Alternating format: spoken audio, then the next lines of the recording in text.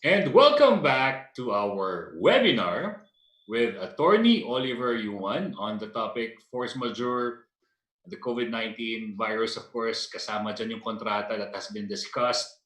And it's been very enlightening and we haven't been informed about, I really love the term extraordinary, grabe, no? Extraordinary. So now, we've been doing this is also an extraordinary feat or achievement or project and which was made possible through Ariva Achievers Foundation, the Bayanihan Act 2020, and the Bayan ng Mahayhay. This is what we call the support our frontliners, extraordinary Filipinos like you, like all of us. We are doing our best, and this is what we do. We help each other during COVID 19. We've been teaching you for free, and this has been made possible by speakers and experts in their field like Attorney Oliver Yuan. So, Attorney, maraming salamat po. Thank you. This has been made possible by people like them. And the free content was given to you so that you can watch it over and over again, grow yourself, grow your knowledge, and at least, we can, of course, change our attitude about things, upscale ourselves, and perhaps we can have a new way of doing things, which is what we call habit. Now, we also have to have a habit of giving because this is the call of the moment as we give back to you and we pay forward. We ask you to pay it forward as well. As you gain free access, you can donate an amount, 100 pesos and up, and whatever the proceeds will go directly to the Bayanihan Act 2020 and Bayan ng Mahayhay. Together, let's show our support to our fellow Filipinos who are in survival mode during this difficult time of the global health crisis. So act now, let's click and donate. Ayan, no? So in the paid scheduled events like concerts, theater, plays, ayan, so may mga announcement dyan, si Miss Irish sa Ariva Academy Philippines Inc. chat group. All right. So ready na po ba tayo for the Q&A? So here are the mechanics. If you are a Zoom participant, you may want to type in your question at the Q&A box because as of this moment, we'll be opening the Q&A box. You may also do a Zoom live question. I'm sure ang daming HR practitioners dito na maraming tanong. Especially that we've been enlightened that, yes, COVID-19 is also a force majeure. And for our Facebook Live viewers and via Zoom, yes, or YouTube viewers, ayan, pwede kayong mag-type ng questions sa comment box. All right, so Attorney, ready na po ba tayo? Yep. Let's begin. From the Q&A box, Michael John Linga, how about pro-form invoice? Can we use it as a contract and the customer has signed it? Yes. Yes. As long as it would show there the intention of the parties, what kind of transaction are they entering into, it could be considered a contract. Very good. Thank you, sir. For another question, follow-up question by Michael John Linga, what if the body of the contract does not have the conditions, provisions, and articles? Can we assume that it is already understandable? Are we talking about fortuitous event or force majeure? Ayan, hindi clarify ni Michael John Linga. So what if attorney, yun nga, Okay, I would assume he's referring to force majeure provision or fortuitous event. As I've explained earlier, if there is no provision for force majeure, then we apply the general rule. The person may not incur liability because by reason of force majeure under the law, we are exempted from any liability unless it is stipulated in the contract. Thank you, attorney. Now, from our president, in a paid scheduled events like President Ms. Irish Malonda Sancho. Yes. In a paid scheduled events like concerts, theater plays, conferences, the events are put on hold due to lockdown and limitation on mass gatherings. Until further notice, are the organizers obliged to refund the payments ASAP? Actually, it would depend on the terms and conditions of the contract that they have entered into. In some contracts, they do provide a reimbursement, but sometimes not 100%. Mm-hmm. So I cannot assume as a general rule that they should reimburse whatever down payment given to them or whatever payment. So it would depend on the terms and conditions. Okay, so I have friends who are organizers of concerts. So what they do is they would say, hold on to your tickets, and so that when everything becomes normal again and we hold it at the MOA Arena, those tickets will still be valid. Some Yes, organizers did that. Will that be okay, attorney? that would be okay. As long Wonderful. as the parties are willing to agree on that, there's no problem. Thank you, sir. From Nancy Sevilla, the DTI issued MC number 2029 on 2nd of June 2020, providing for a 6-month amortization schedule for rents falling due during the CQ for affected lessees. Those who were unable to work, business were not allowed to operate. Uh, 6 months is reckoned from the expiry of the 30-day grace period. So what's your opinion on that, sir? Well, DTI can do that. But if we're going to refer to the Bayanihan to Will as One Act, it doesn't say there that DTI can actually give a 6 months sort of a moratorium. Mm-hmm. But the problem there is, after 6 months, will you have to pay everything in full, or again, can you be allowed to pay it on a staggered basis? So actually, for me, the problem is not the moratorium period to be given to you. It's really your financial capacity to pay it in full after that. Thank you, sir, for that. Again, from Michael John Linga, what if customer buys from our company, pays 100%, but due to COVID, our cargo was delayed? Customer insists to refund the money, but we booked the order. Shall we return the money or we keep and deliver the cargo? Well, the question is who incurred the who is the cause of the problem? I mean, if it's COVID-19, COVID-19 daw po, attorney.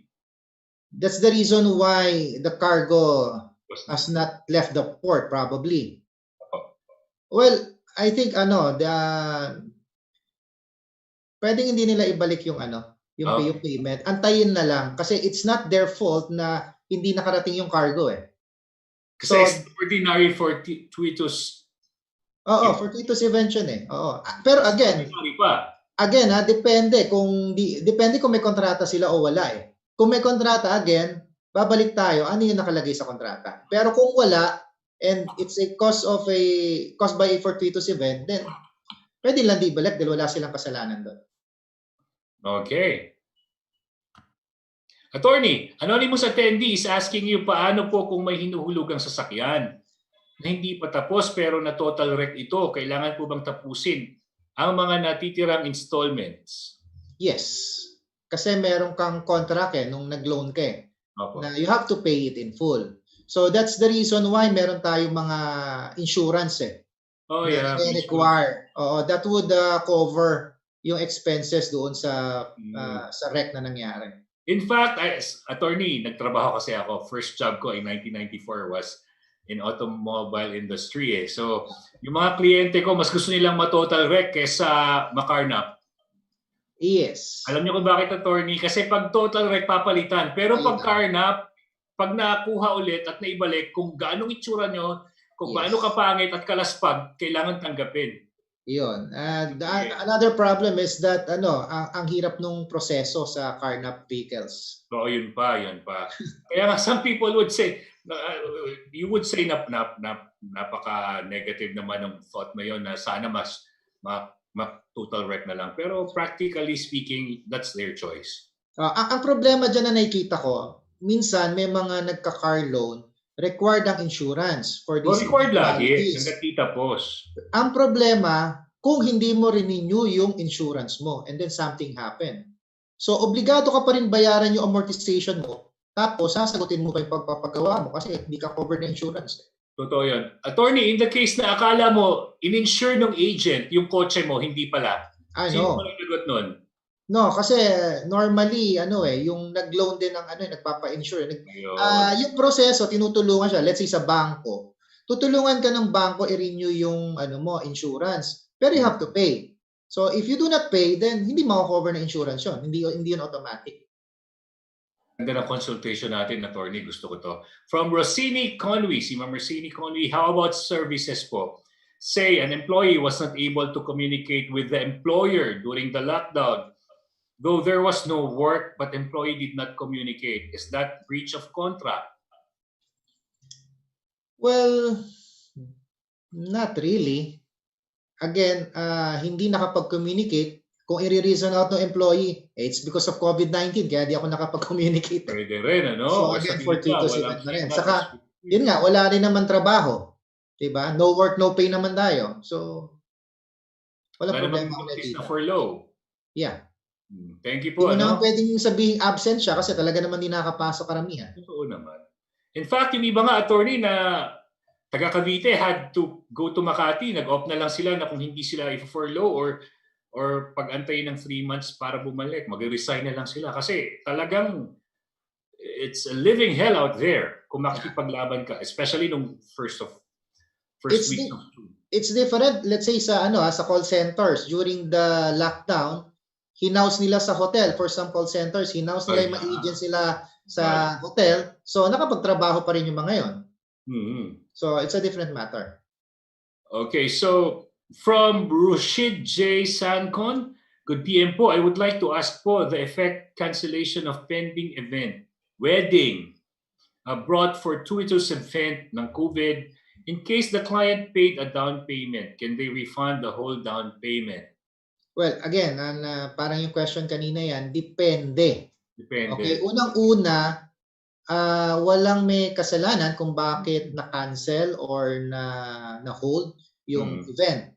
So, if there is no written contract, so tatanungin lang natin kung may pananagutan yung may-ari ng event, kung wala, then pwede niyang hindi i-refund. Pero kung may kontrata sila, again, it would depend sa terms and conditions ng kontrata. Okay. Attorney, paano daw yung mga nag-down payments sa schools pero hindi na kayang magpatuloy ang mga bata? Pwede bang ma-refund yung down payment sa schools? Oo, kasi kung hindi naman sila hindi. Sa schools kasi ang ginawa, consider pinasa na kagad eh. Okay. I-refund medyo mahirap pero legally speaking dapat pwede eh. So, kasi nagbayad ka for the whole year pero hindi naman nabigay sa iyo yung serbisyo na binayaran mo eh. So dapat pwede mo talaga i-refund 'yon. Grabe, ang galing. Thank you, attorney. Arnold Mendoza, generally under the contract, if it's force majeure, contractor can claim for a time extension but not for additional cost. Is there a way for a contractor to still claim for additional cost as an effect of COVID-19 work suspension? Hindi. Kasi nga 3 months nilang pinakain yung mga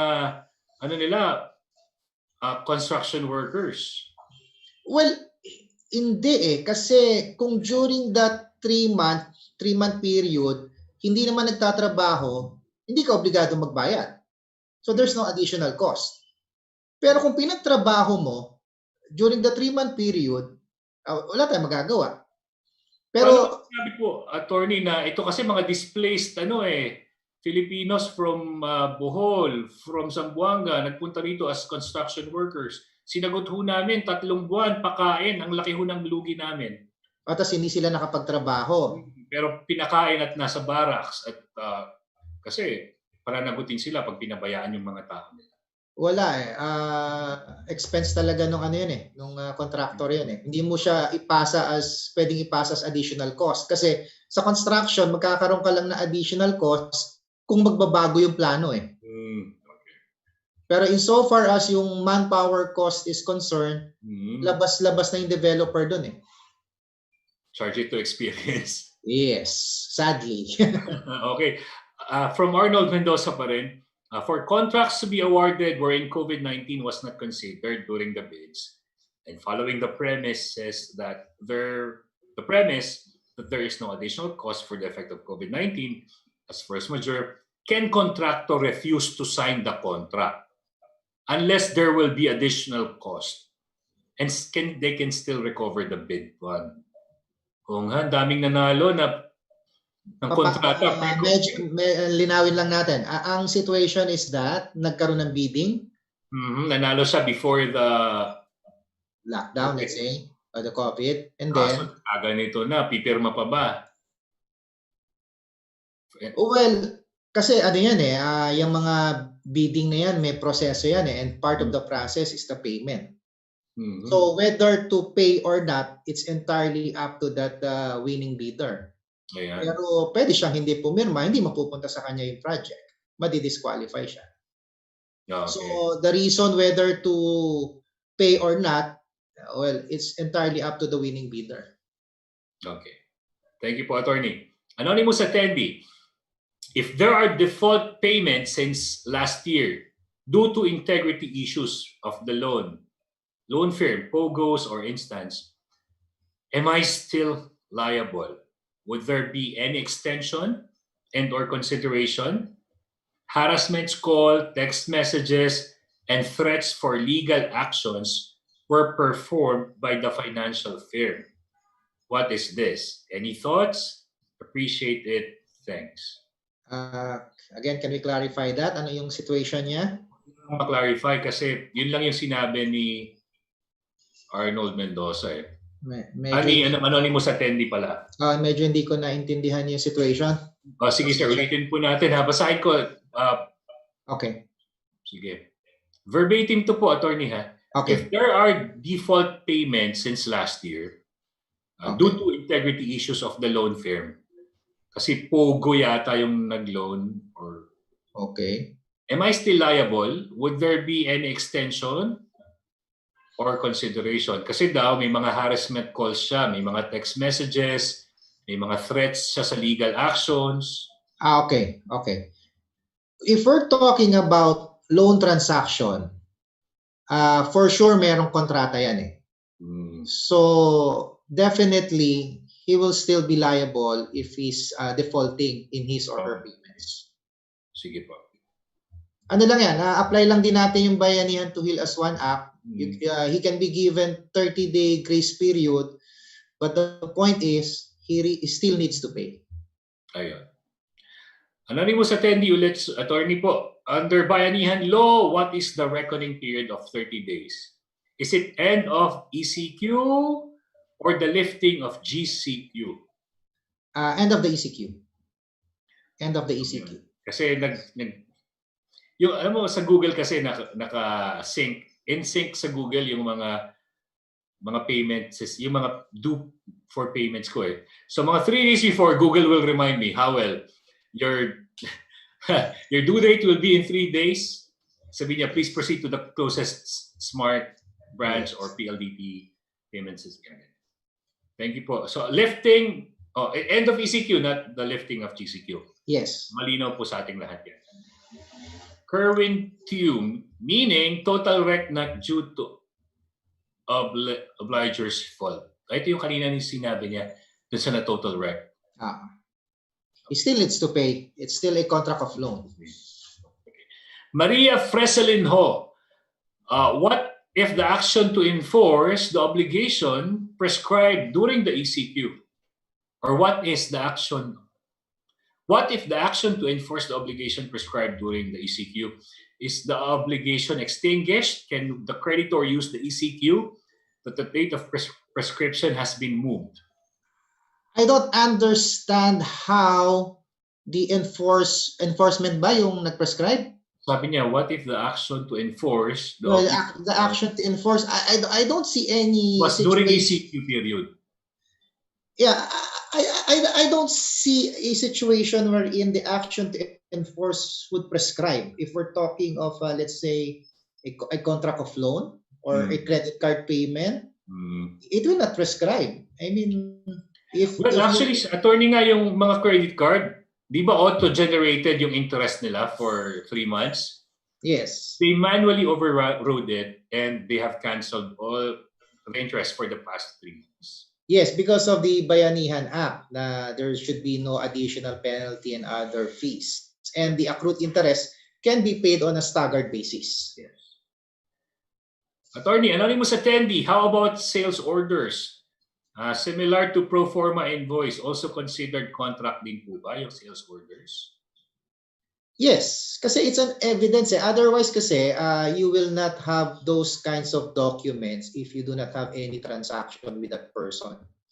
Okay. So, ako, in the civil cases that I'm handling, if there is really no particular complete contract, pero merong mga ganyan, invoice, delivery receipt, then I use it as an evidence of indebtedness. Otherwise, those documents will not exist if there is no transaction.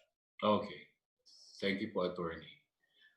Sonny Bob Cardinal, what if the force majeure provisions have different interpretations from both parties? For example, acts of government, we are submitting registration requirements abroad, but the Philippine government is unable to process our compliances due to lockdown. Well, kanina na-discuss ko yan sa interpretation ng contract. Mm-hmm. If the wordings of the contract itself is ambiguous or it's not clear, then we just have to find what is the real intention of the parties, and that will govern. So it's always the intention of the parties. Kasi kung subjective ito, magulo. Kasi nga, mawawala naman yung diniscuss ko kanina, mutuality of contract. As I've said, kailangan mutually agree kayo dyan sa mga terms and conditions. So titingnan mo lang ano ba talaga ang intention ng parties do sa force majeure provision nila. Will there still be liability or not? So yun lang ang masusunod. Another anonymous attendee is asking if there are, I think nabasa na to.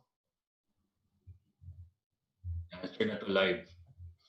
Arnold Mendoza, can COVID-19 be considered as change in legislation so contractor can claim for additional cost?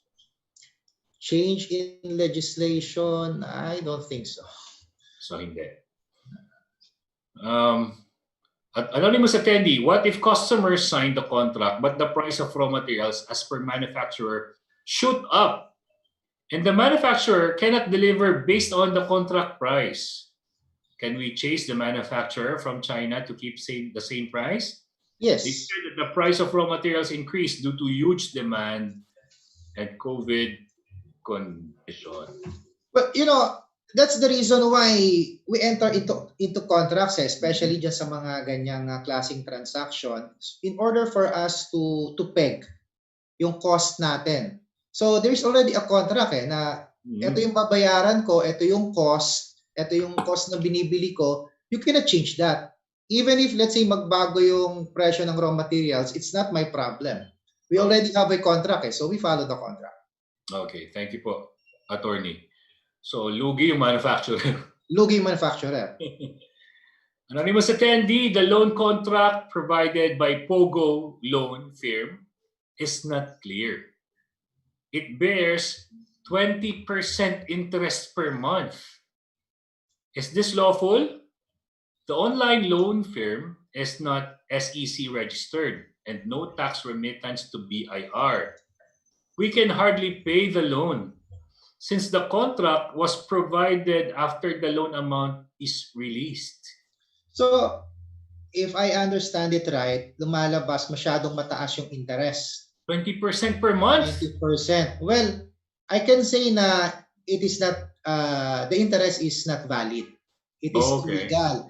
Although we don't have any usury law right now, pero based sa Supreme Court decision, our legal rate of interest right now is 12% per annum or 1%. Sir, matindi, 20% per month. Yeah, so malaki yan. It can be questioned pagka nagsampa ka ng demanda questioning that high interest, the court can lower it down. Okay. But still, you still have to pay the loan. Ito yata yung hinaharas at may mga death threats kanina. Well, that's a different matter kung ano yung kanilang collection strategy. May mga ganyan talaga na they employ threats and other means, pero that's already a collection strategy. Ayun. Joel Marcaida, can a non-notarized contract stand in a court of law? Ayan, okay. Good question. We can put the question this way. What is the effect of a notary in a contract? Okay, I'll explain. Let's say it's a private contract. Let's say me and you, Howell, we have a contract. Okay. So since we're both private persons, that contract of ours is a private contract. Okay. Based on the definition of contract under the law, pag nagpirmahan tayong dalawa, that is already valid. That is a contract. Nag-agree tayo. There's meeting of the minds. Malinaw yung subject matter. No? Payag tayo sa lahat ng terms and conditions. Yung pag-affix mo ng signature mo, yun na yung proof na you're agreeing in all the terms and conditions.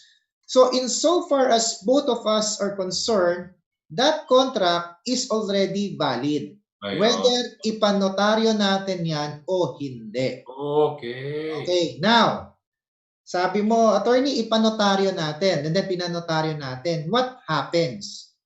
Yung pagnotaryo, yung ating private document becomes now a public document because of the notary. Okay, now, what's the difference between a private and a public? So what? Okay, let's say later on, nagkaroon tayo ng kasuhan sa korte. Okay, and yung contract natin, prinesenta ng isa sa atin as an evidence. Kung notaryado yan, since it is a public document, it enjoys the presumption of regularity. Kumbaga, between a public and a private document, in terms of weight of evidence, mas mabigat yung public compared to the private. Okay. Pero in so far as the validity of the contract is concerned, it doesn't matter. Parehong valid yun. Ayan. Galing. Thank you po, attorney. Magandang, ang dami kong natutunan sa inyo ngayon. I'm sure the HR practitioners have learned so much as well from you. May time pa po tayo, attorney. Pwede po mag-entertain pa tayo ng maraming questions? Sure. Anonymous attendee, what if customer confirmed order via SMS? Can we use it as legal binding? Yes.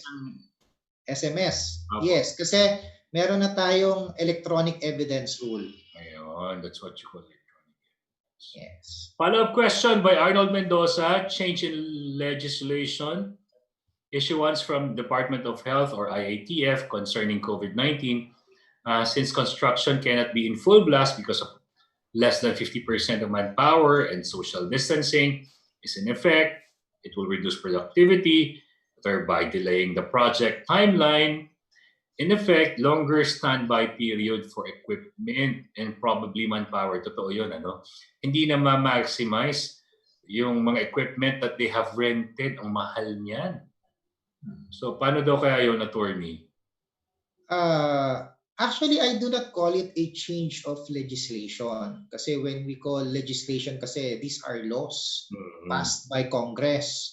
So, yung mga binibigay ng IATF, it has the effect of a law, pero the way I understand it, basta kung sabihin ng IATF na this is the policy right now, then all we need to do is to follow. We cannot question that.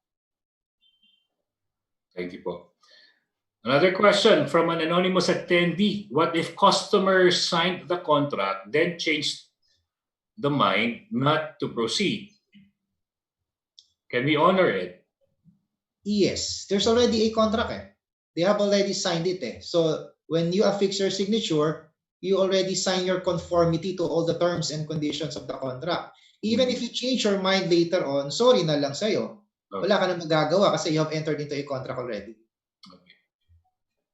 Thank you, attorney. Attorney, ako naman personally, kasi may mga contract kami ng Ariva. For example, na-close namin yung deal. Supposedly, ang training is March, kaso hindi natuloy. And nakalagay sa contract na they have to pay 50% in advance. Mhm. And then yung another 50% would be after the training has been conducted already. So ano kayang pwede namin gawin doon? Or, naawa naman kaming maningil kasi nga hindi naman natuloy. Well, pwede naman wala, let's just put it on hold for the meantime Hmm. until such time na we can resume those lectures, those seminars. Kasi talagang unawaan na lang, attorney, sa Oo. panahon ito, no?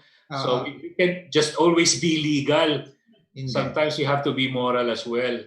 Kasi pag pinilit mo din, ang sasabihin nila, pagbabayarin mo ako, pero may kapalit yung bayad ko hindi mo rin naman ma-deliver Yeah, totoo yan. Again, mutuality. Kung may nagbabayad, may kapalit yung bayad na yon. So, kung gusto mo maningil, make sure na kaya mo i-deliver naman yung kapalit. Ganun lang yan. Thank you po, attorney. From Rossini Conwy naman. How about if the employer cannot pay the salary because of COVID? And out of goodwill, just gives 20 to 30% of the salary as a goodwill.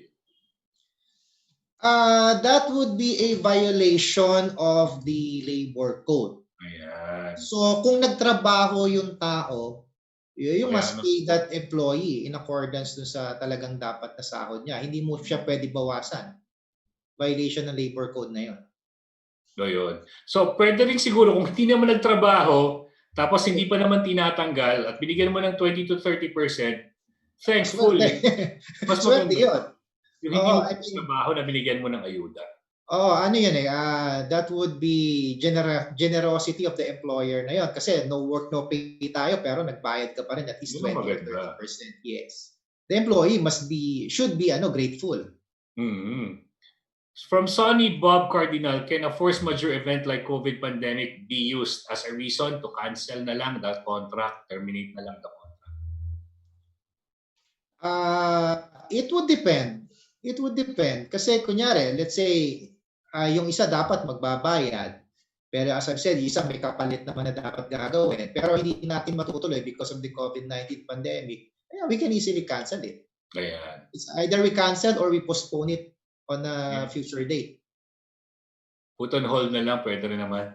Pwede rin naman. So, depende rin sa parties. Pero kung sa tingin nila na it's better to cancel it, why not? Wala namang naargabyado Ang problema lang dito, let's say yung mga meron ng down payment. That would be an issue. That would be an issue.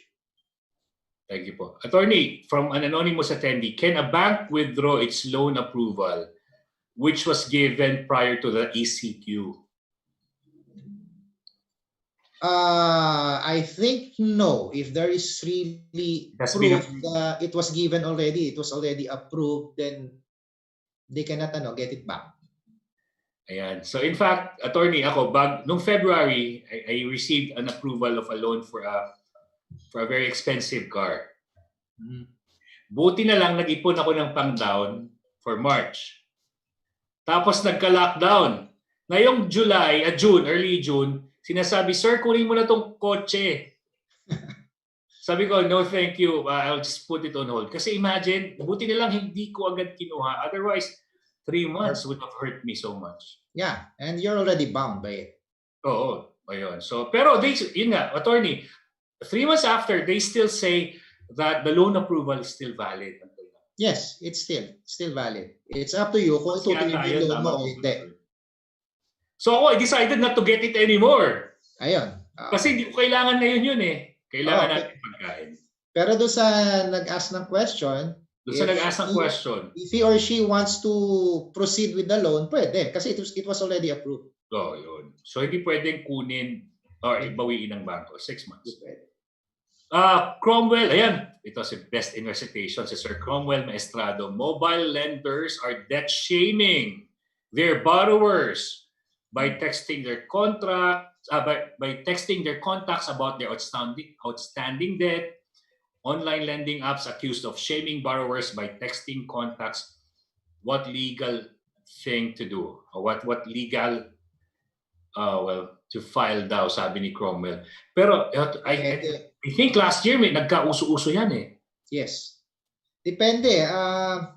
Yung debt shaming bang ginagawa, ano ba yung nakalagay? Kasi will it fall under... Sinishame yung mga mangungutang. But the point is, will it fall under cyber libel o hindi? You know, or does it violate the Data Privacy Act? Mm.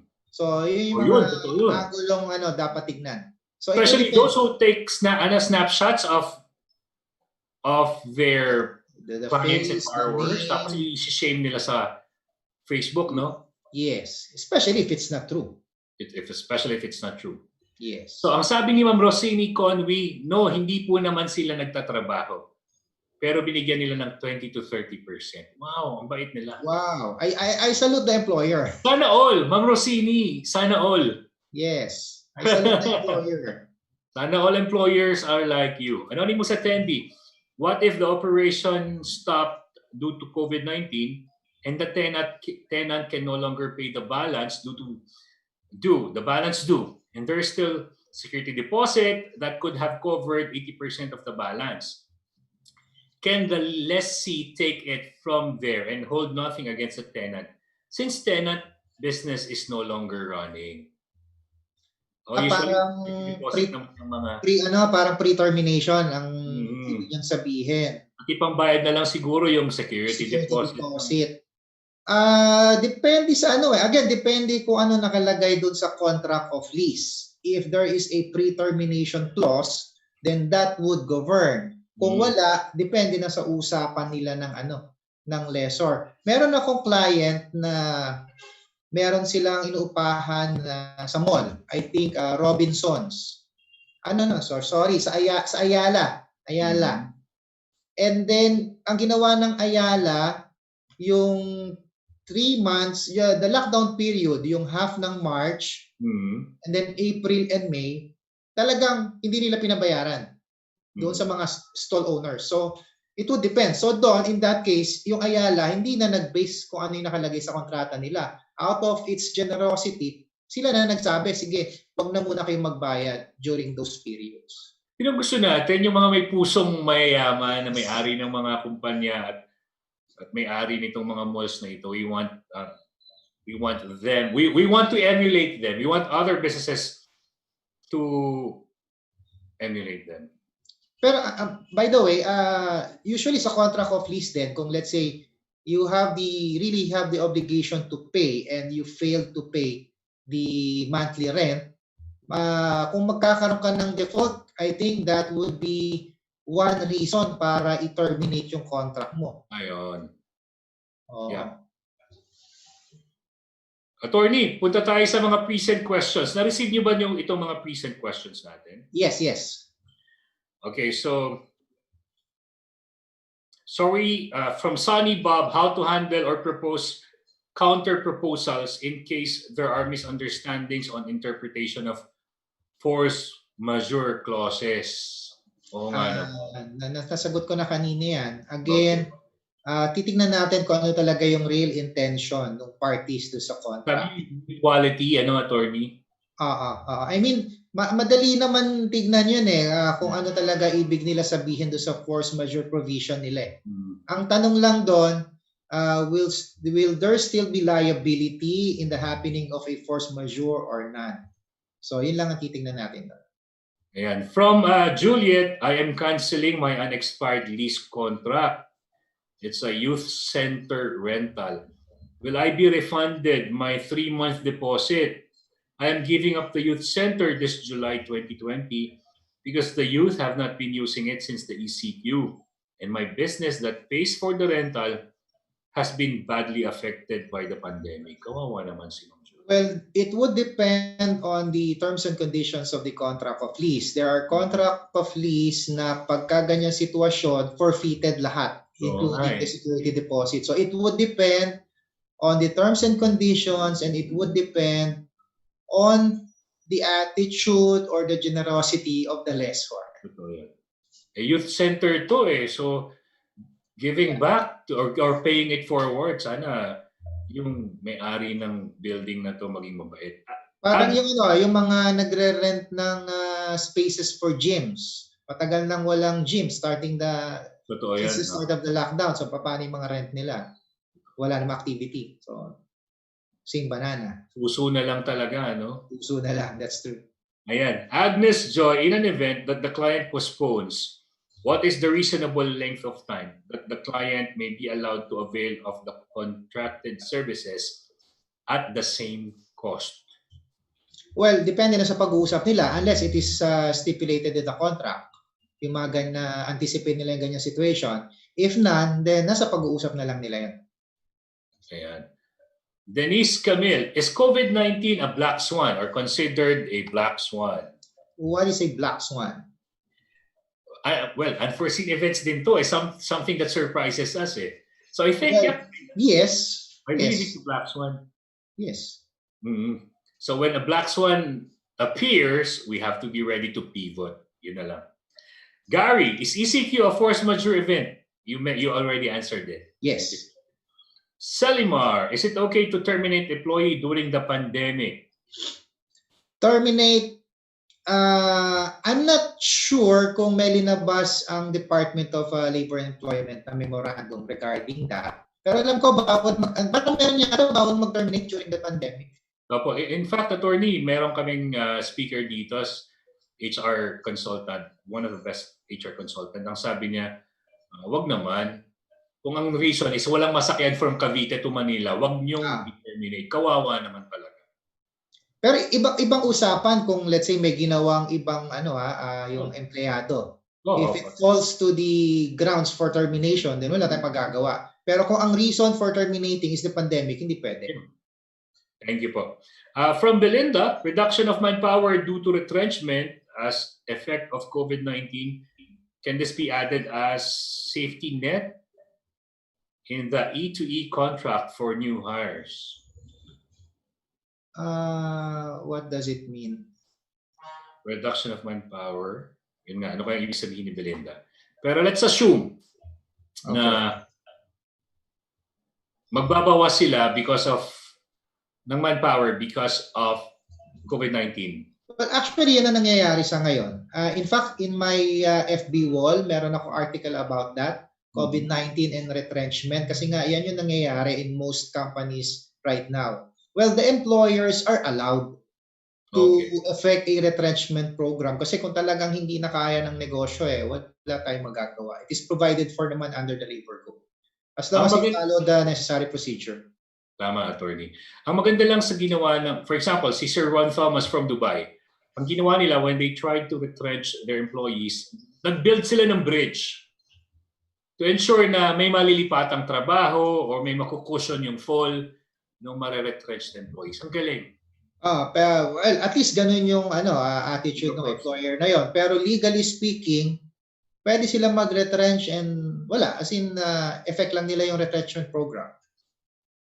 Okay, thank you po, attorney. Marinette, what are the lessons brought about by COVID-19 to business in terms of deliveries, distributorship agreements, and the allowable changes to incorporate in these contracts? Ay, marami yan. Marami. I mean, talagang natuto tayo sa effect ng COVID-19. Diba, we're talking of new normal right now. So we have to really change our business model in order to adapt to the new normal. Otherwise, mahihirapan yung negosyo natin. Totoo yan. So Michael John has 4 questions. The first 3 has been answered already. I'll read the 4th. Cargo originally shipped and prepared very smooth and clean. But during shipment, inside the container, it encountered problems like leak. Whereas during loading, the cargo inspected by its third party was no leak and clean. Can we tell that we will not pay for it because it went beyond our control and is under force majeure? I don't think it's under force majeure because mishandling Mishandling, oo. Mishandling, may leak Oo. So sagutin niya ng cargo. Ayan. In fact, di ba, nung huling last Friday, galit na galit po ang ating mahal na presidente sa JNT. Kasi nag-viral yung tinatapon ng mga grabe, di ba? Mga parcels. So ang mananagot doon ay ang yung shipping company. Shipping company. Thank you po. So, wow. Just 2 more questions, attorney. Okay lang po?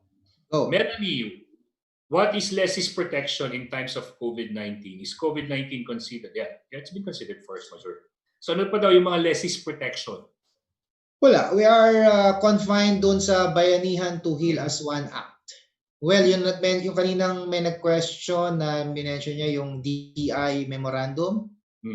Well, yan. Kung ano lang yung pinapayagan ng gobyerno sa ngayon, hanggang doon lang talaga tayo. But we cannot create our own policy or our own benefit because of COVID-19. So thank you po, Attorney. Itong last question, nasagot nyo na. Nevertheless, let me just read this. This from Ma'am Rizalina. What is the Bayanihan Act when it comes to rental during lockdown? Can we request from the lessors to freeze our rental? So at least nasagot na natin to. But we just want to read it to thank Ma'am Rizalina. Okay. Attorney Oliver Yuan, bago namin kayo palakpakan, gusto ko munang tanungin kayo. We call it the last minute or the takeaway. Ano yung gusto mong isipin namin bago kami matulog mamaya?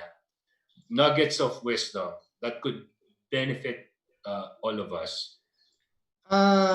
For the people who are in business, it's very important that in every transaction, you have executed the right contract. And every transaction must be documented. Ito yung lagi ko sinasabi sa mga clients ko eh. As much as possible, iwasan mo although, as I've said, verbal agreements are valid, but it is not practical. Okay, so in order to protect your interest, your business, all transactions must be documented and you should have the right contracts. Ayan. And thank you so much, Attorney. In fact, marami magkaibigan ang nag-away dahil sa pera. Yes. Magkaibigan, magkapamilya. Pamilya, nag-away dahil sa pera kasi verbal agreement lang. So maganda yung sinabi mo, Attorney. We thank you for that. In fact, si Ma'am Rosini ang sabi, clap, clap, clap. Salamat po. Very informative. Thank you. She resonated all of our thoughts, all of us. Those are our thoughts. So maraming salamat, Attorney Oliver Yuan. Attorney, meron ba kayong upcoming event with Ariva or anything that you do, that you render for the public that we can benefit from? Pinag-uusapan pa. Pinag-uusapan pa. So far, wala pa. May Facebook page ka po ba, Attorney, na pwede namin i-follow? Yeah, Oliver S. Yuan. Ayan. Nagpo-post ako doon ng mga legal articles. Wow. Thank you so much, Attorney. Maraming salamat. 1.5 hours of legal information that has not only informed us, has grown us, and has cleared away all those gray clouds over our head about force majeure and pandemic. Maraming salamat, Attorney, ha? And hopefully may part 2 and 3 ito. Sobrang kami sasaya. At sa alaman. Thank you so much, everybody. Big hand for Attorney Oliver. And now let's welcome back on screen our beautiful president, Ms. Irish Malonda Samson. Ayan. Thank you, Sir Howell. Okay, everyone, a big hand for Attorney Oliver Yuan. Virtual clap, everyone. Thank you so much. So, very informative nga, no, Sir Howell. Nakatulala ako. Nakikinig ako. Practical, and it has cleared away all the questions in our minds. Yes, sir. Ano na? Your takeaway. So from today natin sila. Yes. Of course, our participants share with us kung anong natutunan niyo po for this webinar. And of course, Sir Howell, what's yours? Ako yung nagustuhan ko. Now on, what will you do in entering a contract? So I thought all the while, let me tell you this, all the while I thought that the only contracts that will be honored by the court is a notarized contract. Yun ang alam ko. I'm already 47. I'll be 48 this month. And in my almost 48 years of existence, ang akala ko lang na i-honor ng korte yung notarized. So maganda yung sinabi ni attorney na pwede naman, kasi nga it's a private contract, may honor pa rin siya. But then again, to be safe at mas mabigat yung timbang, ipanotarize. Ipanotarize, definitely, of course. And Sir Howell, thank you so much for moderating our session. Let's check kung, ayan, puro thank yous. Puro thank you, ano? Yes, puro thank you. Okay. Speaking of thank you, I wish. mag-thank you sa Ariva family. Napakaganda ng camera na to. Thank you, Madam Iris. You're welcome. Chef, You're welcome, sir. Madam Ann and Madam VP Mitch. Maraming salamat. Grabe. Parang naging cute ako dito. Salamat. Oh. You're welcome, Sir Howell. Of course. Yeah. Thank you for moderating our session from April, starting April. Alam mo, kahit abot, wag naman sana, pero kahit ilang buwan o taon pa ito, it's always an honor to do this kasi ganyan ko kamahal ang Ariva fan. Super thankful kami sa inyo, Sir Howell. And of course, thank you for moderating our session today. Always a pleasure. Kailan ulit tayo makikita? On Thursday, sir. On Thursday. So maraming salamat. Stay beautiful, J-Lo. Thank you. Okay, thanks, everyone. Please don't go away. I still have a few announcements to make. Okay, Ariva Academy would like to thank the following win-win partners. We would like to thank our official media partner, Art Plus Magazine, digital media partners, Focus Media, Globaltronics, City Advertising Ventures, Outcom, Elevate Media. For win-win partners, thank you to Brother, Faber-Castell, Gluta-C, Moringa O2, KFC, Mr. Donut, Tokyo, Lotus Biscoff, Boss Job, Cert Technology Inc., Finma Properties, Salary Jet, Frontier Software, Ilawi Korea, Kitolson and Carpo Consulting, Enchanted Kingdom, Disperse, Cosmotech Philippines Inc., MindChump's virtual preschool program. To register, please call them at 0906-486-0710 or email them at disakanabe@mindchumps.org. Essential Safety Products PH for your personal protective equipments for your health and safety compliance requirements. Please email them at essentialsafetyph@gmail.com. And if you want to place your ads here, advertise your company, your services, your logo, have a brand exposure to thousands of viewers at Zoom, LinkedIn, Facebook, please email us at marketing@ariva.com.ph. Again, it's marketing@ariva.com.ph. Stay on top of our insights and our updates. Stay connected. Visit us on our social media sites. Please join the Ariva Academy Facebook group, like the Ariva Academy Facebook fan page, follow the Ariva Academy Facebook LinkedIn page, and visit us on our website. It's www.ariva.com.ph. And if you want to watch the replay of our e-learning session with Atty. Oliver Yuan and our previous e-learning sessions, please do subscribe to our YouTube channel. It's Ariva Academy and Ariva Talks. Again, it's Ariva Academy and Ariva Talks. For our upcoming online learning sessions, we would like to invite you an e-learning masterclass, of course, powered by Ariva Academy Digital Marketing Intensive Masterclass. This will be on Thursday, July 9, 3 to 5 in the afternoon, and this will be discussed by Mr. Chris Rando. Another e-learning masterclass, Accounts Retention, Recovering Management in the New Normal, Strategies and Initiatives to Avoid Losing Customers, Clients, Relations. This will be on Friday. We have two parts.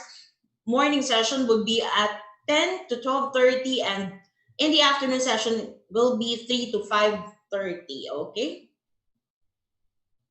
An e-learning masterclass, of course, by Mr. Jonathan Yabut, how to execute webinars, online meetings, and virtual conferences. This will be on Tuesday, July 14, 4 to 6 in the afternoon, and this is only $799 per participant. Another e-learning masterclass, of course, by none other than Mr. Howell Mabalot, Leadership Skills for Supervisors in Turbulent Times. This will be on Thursday, July 16, 3 to 5 in the afternoon, and this is only $599 per participant. Another e-learning masterclass, Realigning Supply Chain and Logistics Strategies and Initiatives in the New Normal, Friday, July 17. Pivoting Your Career, How to Be a Virtual Assistant Without an Experience, July 17 and 18. That's going to be Friday and Saturday, 2 to 6 in the afternoon. And we have invited Maria Dolores Garner Florentino to discuss the session. And of course, we would like to invite you, Health and Safety Works virtual forum. This will be on July 27 and 28. This is a 2-day forum, 10 to 12 in the morning and 2 to 5 in the afternoon, building a proactive safety and health culture. Please do join us. And of course, we would like to invite you. Please do save the dates. This will be on October 26 to 30. This is a 5-day virtual journey, 5-day learning event. The Asia's highly anticipated HR learning event, the Philippine HR Congress, Transcendence, Converging People Science and Technology, Reinventing HR, Redefining Experiences in the New Normal. Please do email us to register. And if you want to customize an e-learning session for your team, for your company, please do email me at 09166, please do call me at 09166954418 or email me at irish.arivaacademy@gmail.com. And that's it. Hope you learned a lot from Atty. Oliver Yuan. Thank you for joining us this afternoon. Again, this is Irish Malonda Samson. This has been another e-learning session brought to you by Ariva Academy. In Ariva, it's all about being better. Please stay safe and have a great day. Thank you.